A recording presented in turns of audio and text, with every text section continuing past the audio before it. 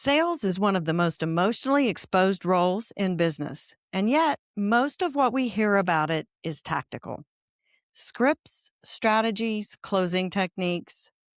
But underneath all of that, there's a human being navigating rejection, identity, and self-trust in real time. Today's conversation is about what happens when selling stops feeling robotic and starts feeling human again.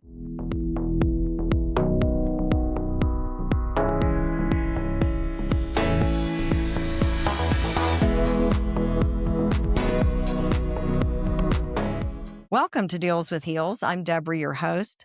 Today's guest is Justine Beauregard. Justine is a sales coach and entrepreneur who built her work around helping people approach selling in a way that feels natural, aligned, and sustainable.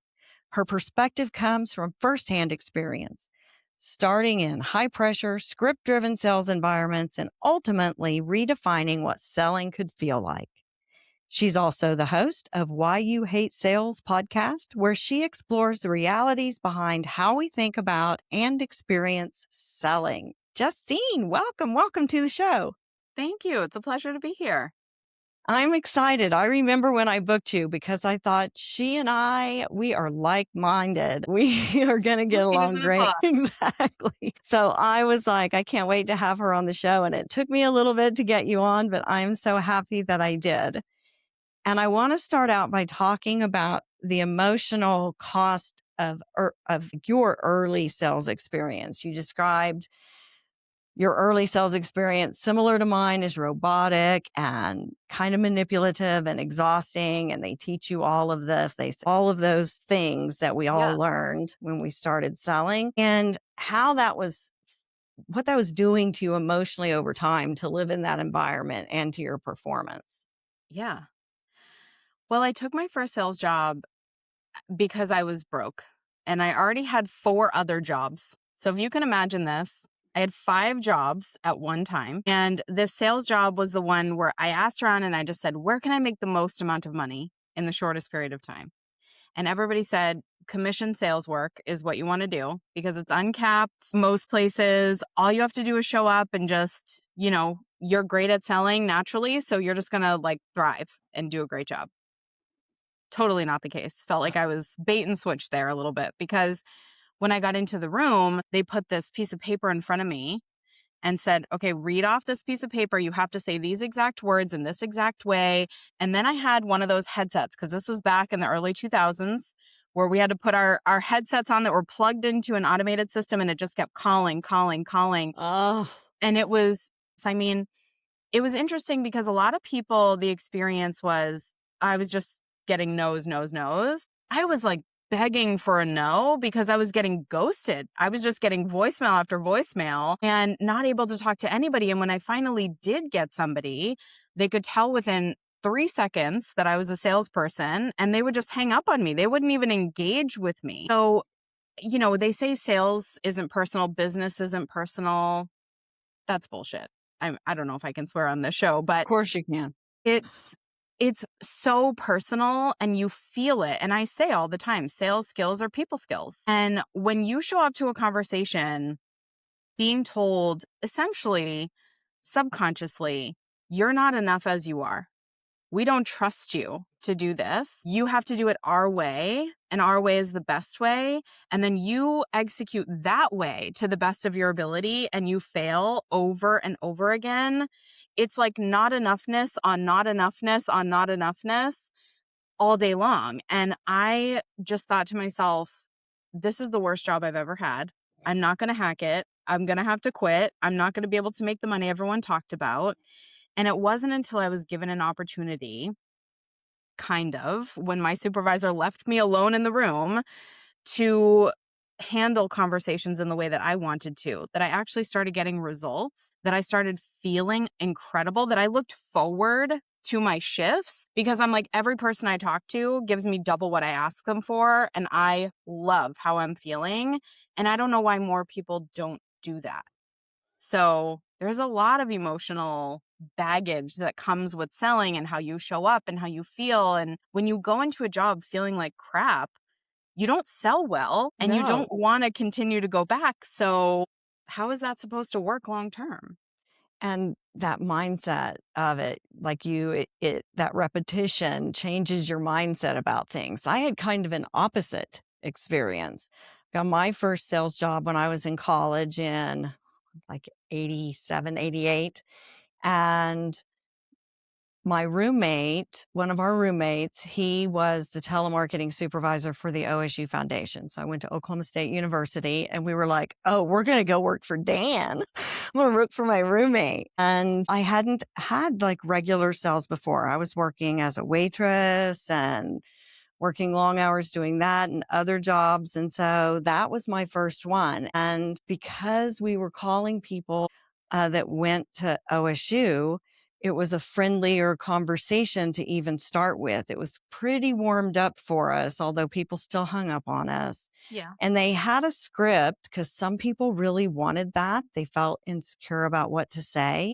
But they said, you don't have to. And it just quickly became bullets. My senior year was telemarketer of the year. I raised more money than anyone else. And I never looked at the script because I just didn't, once I learned the points, I didn't need to follow the exact words. Yeah. And it really molded who I was as a salesperson. But as a sales manager, I often would have trainees, new people that would come in that were really focused on, well, where's my script? What do I say? Yeah. And I understand that as I'm unsure because I'm just starting point, but they were just trained that way. And it's crazy how the difference is and how focused they were on the script. There were people that were successful at doing it, but it's brutal to do it that way. And you are so tied into that salesy conversation because people know that they're being read to. Yeah. I think it's difficult to switching from a top performing salesperson into a management type role because we're not always, actually, nobody is really a born trainer or teacher. It's a learned skill. And so when you're put into a job where you just perform, like you said, I get in, I get the script, I learn the points, and I just go my own way every single time. I can just off the cuff, I can sell to anybody and that's cool. You have a natural instinct to sell that other people don't have. And that's why they're like, I need to know exactly what to say, how to say it, when to say it, give me the script. It makes me feel comfortable. And as a sales manager, you have to flip roles and understand not everybody's like you. That was the hardest part for me, was training other people, because once I became the top performer, everybody wanted to learn what I was doing. And it was like, I don't know, I'm just being myself. Like, there's no skill here that I've learned. Like, no one taught me how to be myself. But at the same time, there were things that when I actually sat down to dissect my actions and the points that I did talk about, there was a certain flow and a framework there that I could teach people. And so that had to be a different skill that I learned. Instead of doing the work, it's teaching the work and understanding different personalities. Because some people, when they say anybody can be a salesperson, okay, fair, but not everybody can be a good salesperson. And some people just are not cut out for the job. And so when you give people the opportunity to rise to the challenge and say, hey, let's find your style of selling and still hit the points, but you can't just read off a script forever.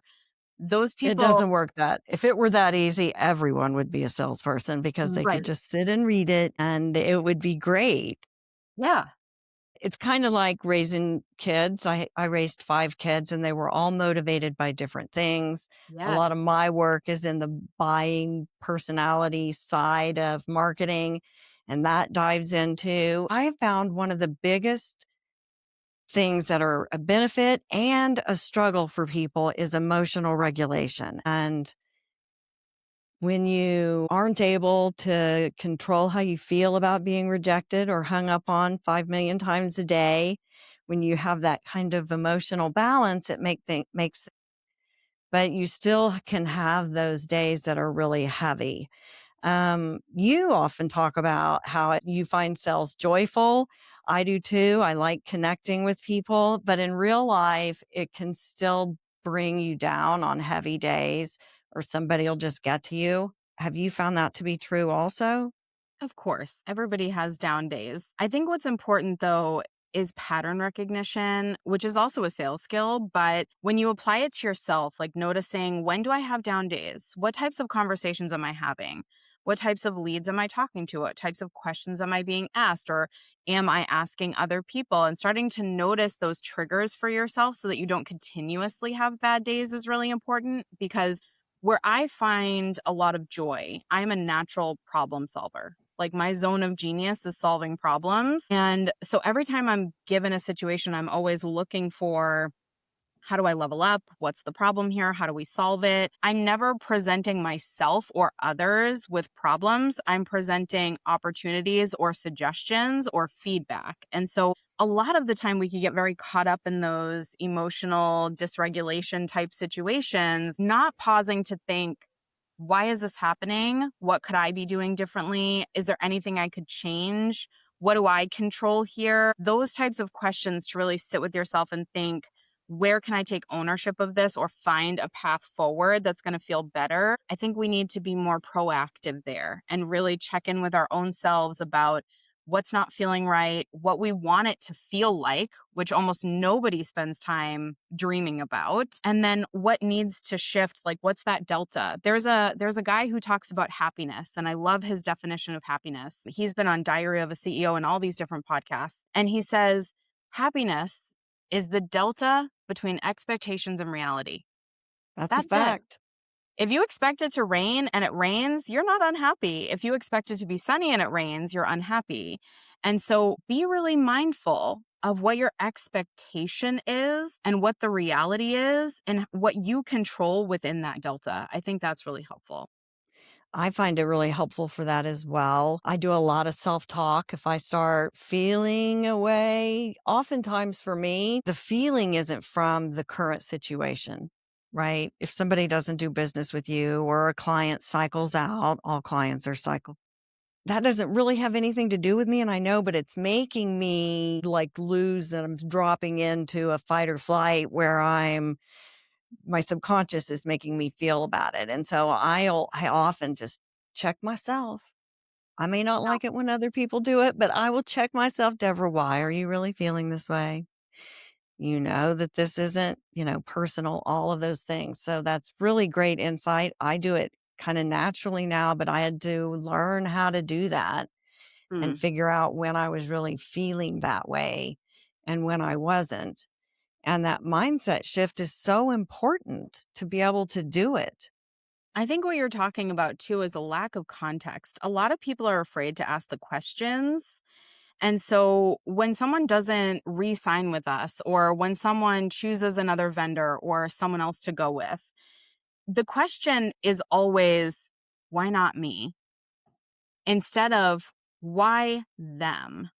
Right? Or why that? And so you always want to get clarity on the situation. I was actually just talking to a client of mine, and she said, well, this company decided to go with someone else. And I said, why? And she goes, I don't know. I didn't think to ask.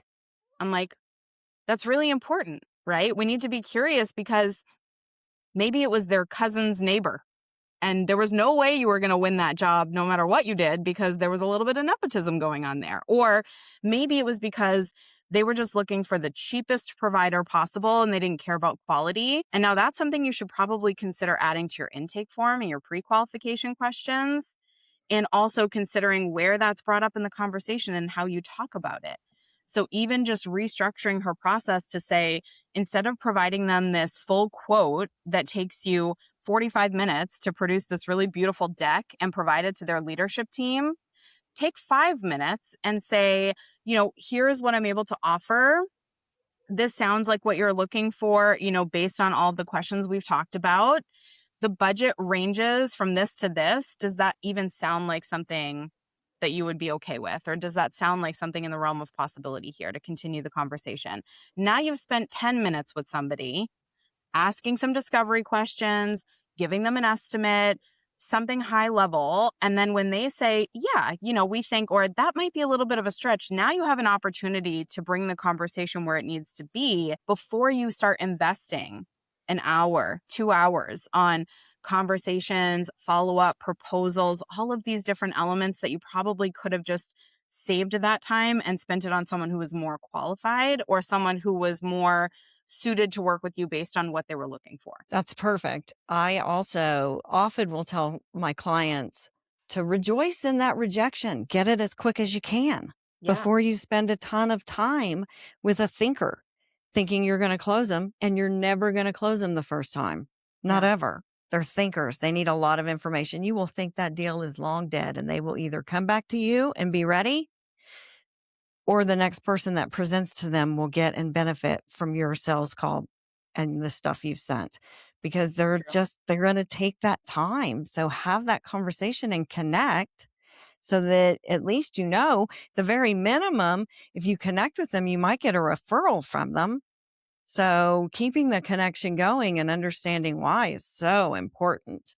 Oh, here's something else really interesting. So they said we went with another vendor, but we'll keep you in mind for future projects, right? Which is pretty common. A lot of people like to soften the blow, so to speak, by saying we'll keep you in mind. And my answer to that is you always want to get curious about everything. So you want to get curious about that too. That sounds amazing. Just curious, what made you choose that other vendor? And by the way, what are those upcoming projects? I'd love to hear about them.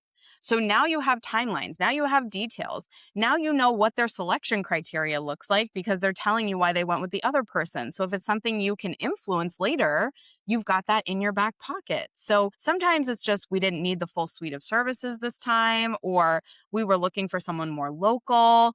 And those are things that you can't avoid. Those are just things that are out of your realm of control. But when they say, they were able to get it in budget and on time faster or something, you're like, oh, okay, so next time maybe I need to do a little bit more discovery there. Or now that I know they have a project that's 6 weeks out, even though it's a little early for us, we know timelines are important. So let's just bump that conversation a little bit earlier so we're more likely to close that project next time.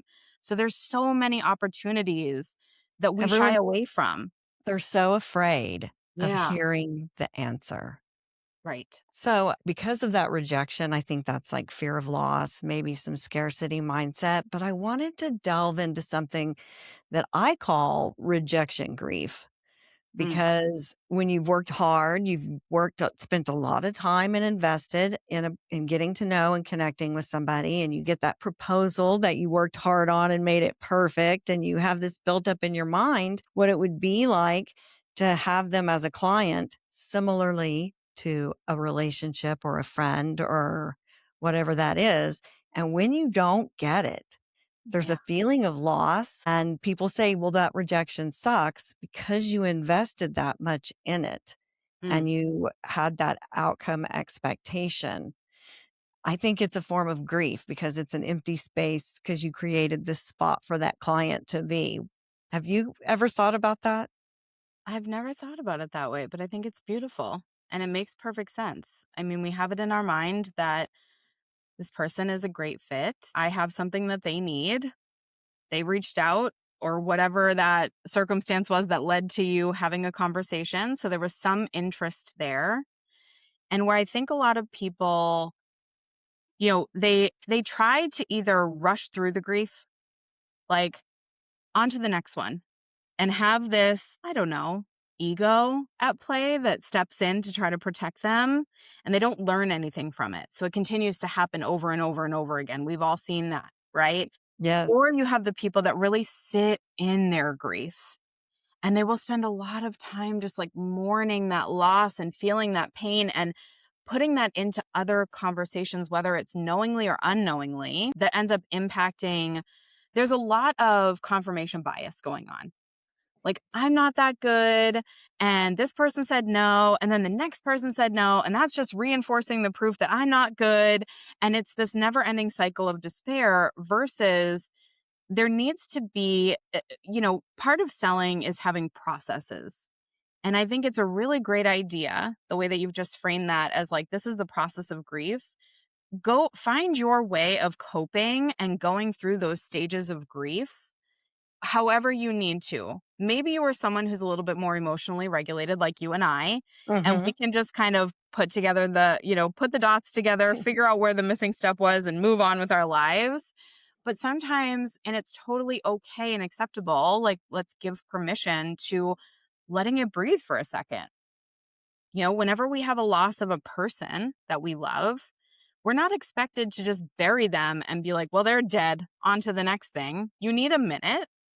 And then we're also not expected to throw our lives away and just waste away in a deep, dark depression spiral and not get out of bed and not work and not take care of our kids and not do all of the things that still need to get done. So, what is that balance and what does that look like for you? And depending on where you are and what season of business you're in, that might also change over time. So, you might have had a process that maybe allowed for a little more flexibility of time to be able to get through things, but you might be in a season where you can't really afford that. What is the good, better, best for your grief process? Come up with, when I'm in a busy season, this is what it looks like. When I'm in a regular season, this is what it looks like. When I'm in a slow season, this is what it looks like. And give yourself that flexibility too, because you don't want to build just one process for an ideal day. You want to build it for your worst day so that you always have the ability to still go through it so that you're not carrying that into future conversations. I agree. That is good to have it set, like how I'm going to process all of this because I'm creative and I often am rejecting of too many systems. But in those instances, I mean, I have to have some or nothing would get done. I would be distracted all day long. But I love having that as your emotional kind of this is my emotional process from that. And for me, it's also about you don't have to lose that connection. If you don't find out the reason why, you have a connection. So ask the questions, maintain the connection. They may come back. If they're meant to be your customer, they'll come back. You'll realign with them for whatever the reason. The grass is always greener. And oftentimes people switch and realize, I think I want to go back. We had a better work process. Or, like you said, other projects or a referral. Well, Yeah. I'm not the only great marketing person in town. There are other ones as well. And so I just want to be on that referral rotation. But never, the grief makes us not want to talk to anybody and makes us burn the connection. And the connection is everything. That's what we have as humans between one another. That's what Yeah. sales is connecting and transferring enthusiasm. You can't do it without trust and without connection. So I I think, love that. yeah, I think there's a lot of, when people think about a process, because this just came to my mind too, we think about how we go through the steps. Like it feels very formal, right? Like you said, I'm a rejecter of too many systems, or I don't like to have too many processes. A lot of the stuff is not top of mind. We're not thinking, I just lost that client. Activate coping strategy. Do XYZ. Like we just have our default setting, and you have to just have awareness of your own body and brain. How am I reacting to this? You notice that you lost a sale 3 days ago and you like snap out of it for a second and you go, "Oh, it's been a little bit longer than I normally take. Hold on a second. Let me just check in here." That's more of what the realness of it looks like and feels like. It's not so structured. And when we go through, an experience where someone doesn't choose our offer, it does sometimes feel like they're not choosing us, but at the same time, get that clarity for your own peace of mind as to why and what does exist there. I think that's a great point that people might say that there was maybe a little bit of nepotism at play and they couldn't choose you because of something going on, but they still love your work. And in that case, it's like, okay, great. I'd appreciate a warm intro to one person that you think could really benefit from our services. And most people are happy to do it, happy to give it. And don't be afraid to ask for that. People are still a free will. That's what we forget a lot of the time. If we ask them for a warm intro, they're going to feel pressured and pushed and they're going to feel like they have to give it to us. It's like, well, they could just ignore you. They could say, that's great. I have 2 people in mind, actually. They could send you that connection that day. They might say, sometimes when I connect to people on LinkedIn, I'll ask them, what are you needing today? And they'll say, what are you needing in return? That's a great, good connection. And so even today, I was on LinkedIn and I connected with this woman and I gave her a warm intro to somebody who she needed a connection to.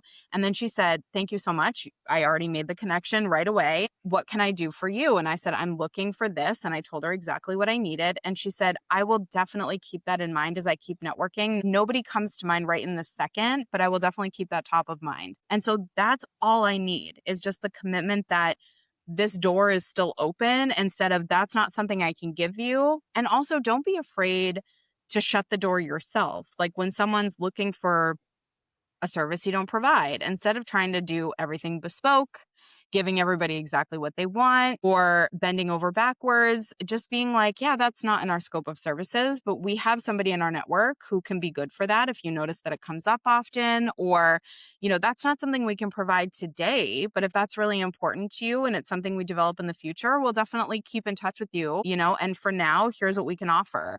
And don't be afraid to be confident and grounded in what you've decided to offer the world, because you're also not a bespoke machine who has to come up with everything is curated or customized to the individual.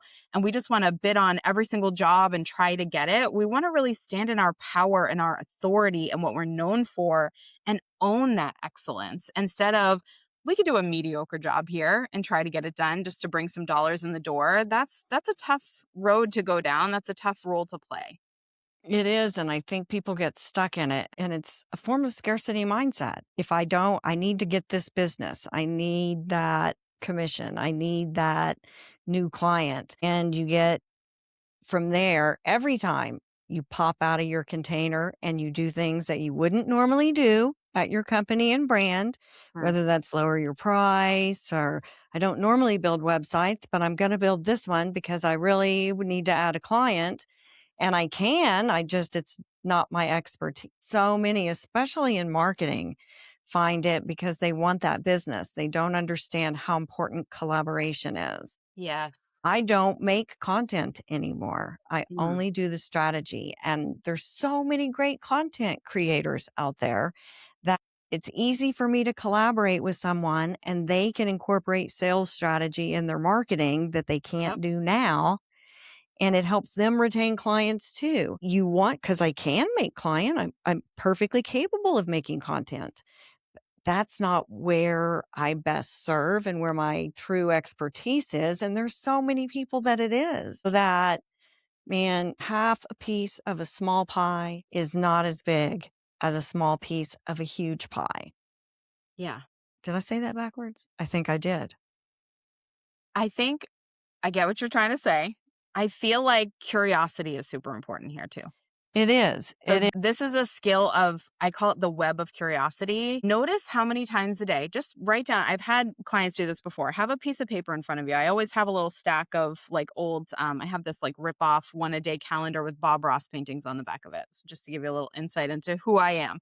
I used to have one. It was The Far Side, if you remember The Far Side funny comics from back in the Yes, day. and right now this year I have Adam Grant, Something to Think About, his calendar, his daily calendar. So on the back of these, I will just note how many times I make a statement to myself. You can't do that. You don't know how to do that. That's not what they wanted. I'm bad at that. I lost that deal. Instead of saying those things, start to take note of how many times you make statements to yourself and actively work on asking questions instead. Why did I lose that deal? Why did they go with another vendor? Why did I not do XYZ? Why or what about that don't I feel capable of doing? Or what skill might help me do that better? And start reframing things. And it could be really interesting to just record a stream of consciousness. This is what AI is great for. Mm-hmm. Record a stream of consciousness about your day at the end of the day. Today was hard. I closed this deal. I didn't close this deal. This was hard. I didn't know how to do this. And just like you'll notice yourself in your stream of consciousness, you're not aware of how many times you make statements versus questions. And then ask at the end of it. This could be your prompt. What did you notice about the statements I made versus the questions I asked, and what are some better questions I could ask myself to improve tomorrow. And you'd be surprised, AI will call you out. It will be like, Oh, you made 973 statements in 12 minutes and ask 4 questions. And these are the things you need to ask yourself. And it trains you to be curious, because a lot of the time we assume we have these skills because we're naturally curious people. That's how we describe ourselves. And so we just assume we're being curious in all areas of our life. But our natural inclination as people is to be curious about the things that we know we can answer, not about the things that we're learning or working on, because we don't have an answer. So, in a lot of these areas, we have to bridge that gap with curiosity, asking the right questions at the right time, enough times to really learn it. I think part of that too is our educational system. I mean, let's face it, Henry Ford and Rockefeller with their "we want workers, not thinkers" Yep. has had a dramatic impact. And the curiosity for me in 2025, listening with curiosity was my goal for Mm, in all aspects of life. But in business, when you are losing that client, be curious. Why? What's happening in your business? That curiosity will give you the information that you need. yeah. I'm such a naturally curious person, but even I would hesitate sometimes to have that conversation because it feels like it's going to feel yucky. They're going to tell you all the things that you did wrong. But likely, they're going to tell you just why they chose somebody else in this one instance. Yeah. And you can prepare yourself emotionally too, for bringing it back to that emotional regulation conversation of like, I'm going into this looking for data points. Where can I improve? Where did I miss the mark? What gets uncovered here, unearthed, that I can dig into? Really coming at it with this neutral perspective of like, this is not an attack on me. I am not asking for criticism. I'm asking for constructive feedback. I want to be able to know where the areas are. And frankly, the more you do this, the more obvious it becomes. You don't need to ask the question. You know, as soon as you hang up the phone or get off the Zoom or stop the conversation in person, crap, I did that thing again where Yes. I over explained, or I didn't pause after my pricing was given, or something happened where you know that that is something that's a trigger for you or a weak spot for you.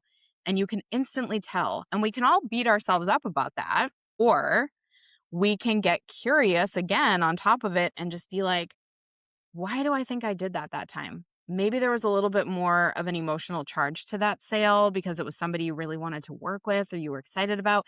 Maybe there was a sense of embarrassment because they came in as a referral and you don't want them to go back to your client or back to your friend or colleague and be like, Justine sucked. She was not as good as you said she was. That feels bad. So there's all this fear, and it's just like, drop that for a second and focus on what you can actually change and fix and improve and work on so that you feel better with how you show up. I have a tip too while you're writing all of those things down that you need to work on and being hard on yourself. When you read that back, I have a photograph of myself from the first grade. Mm, I have a really good memory about the past and I remember the dress and everything. So if I'm going to be hard on myself, I'm going to say it to her yeah, because that's I can't great. say it to her because I want to teach her. I want her to understand. I want to love her. And and so for me, that helped me a lot talk about things that are uncomfortable and ways I can improve myself. As a child, you would never talk to any child as meanly as you talk to yourself and be so So hard true. on yourself. And so looking at that makes it really difficult to say something really hard and negative. And when you're struggling with imposter syndrome or being hard on yourself because you haven't been performing to the level you expect or your boss expects, Yeah, then boy, you can get some good encouragement by looking at your old kid self. that's true. I also have a praise folder. And this is something that I started doing it years ago, actually, when I worked in corporate. I worked in corporate for 8 years before I launched my company. And it was this idea of every time I have a review with my boss, which I am now my own boss, so I still have reviews with myself. every time I have a review, I want to go in prepared to ask for a raise. That was always my thought because I was on this growth trajectory. And in my head, I was just like VP, CMO, do all the, All the things, right?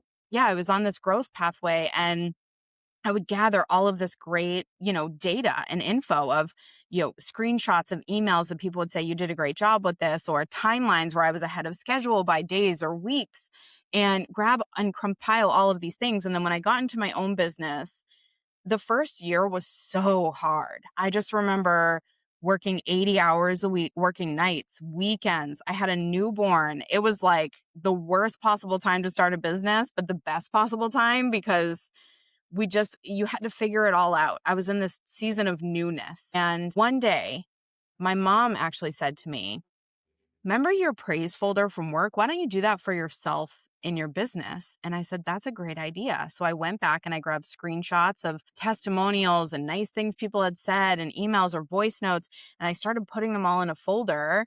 And I keep it on Google Drive so I can get it from my phone. I can get it from my desktop, Anywhere. anywhere I need to be.